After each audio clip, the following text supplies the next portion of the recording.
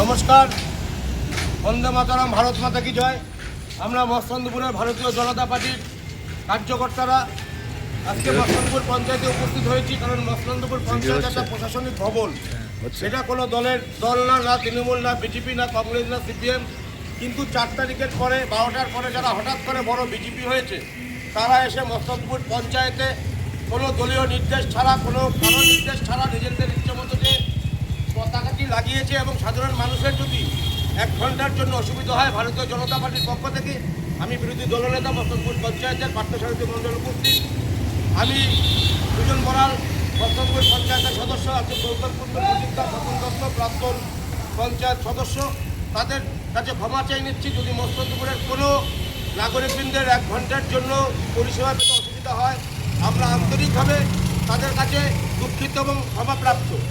আর যারা 4 তারিখের পরে হঠাৎ বিজেপি হয়েছে, তারা এটা কার্যকলাপ করছে এবং দলের সাথে আমাদের কথা হয়েছে এমএলএর সাথে, মাননীয় সুব্রত ঠাকুর মহাশয়ের সাথে আমাদের কথা হয়েছে। আমাদের যিনি এমপি আছেন মাননীয় শান্তনু ঠাকুর মহাশয়ের সাথে দল এটি কোনোভাবে বরদাস্ত করবে না। এবং আগামী দিনে যারা ভারতীয় জনতা পার্টির যে আদর্শ না মেনে কাজ করে, হঠাৎ করে এসে তাদের ইচ্ছে হলো গেরুয়া আবির মাখবো, পতাকা নিয়ে জয় শ্রীরাম বলে আমরা বড় বিজেপি সাজবো, দল কোনোভাবে সেটা মেনে নেবে না।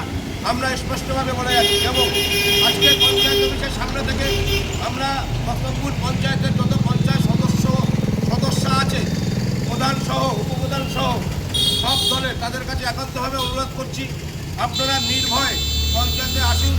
কোনো যদি ভারতীয় জনতা পার্টির ঝান্ডা নিয়ে আপনাদের উপরে কটু কথা বলে আক্রমণ করে, আমরা যারা এখানে উপস্থিত আছি তাদের সাথে যোগাযোগ করবেন এবং যারা করেছে তাদের নাম এবং ফোন নাম্বারটি অবশ্যই আমাদের দেবেন।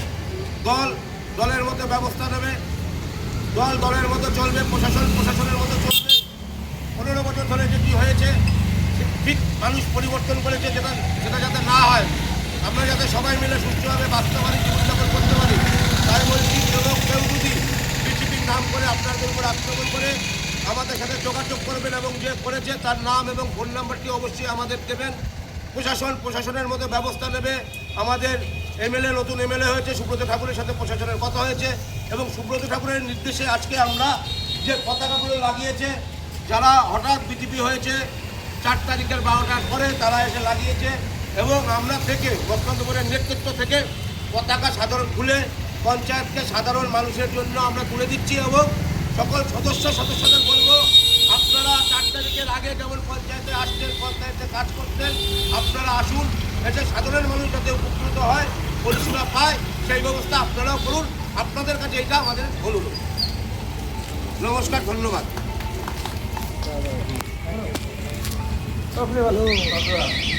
কেটে চাপবো তো, হয়ে গেছে তো ভিডিও চেপে দিয়ে কেটে যাবে।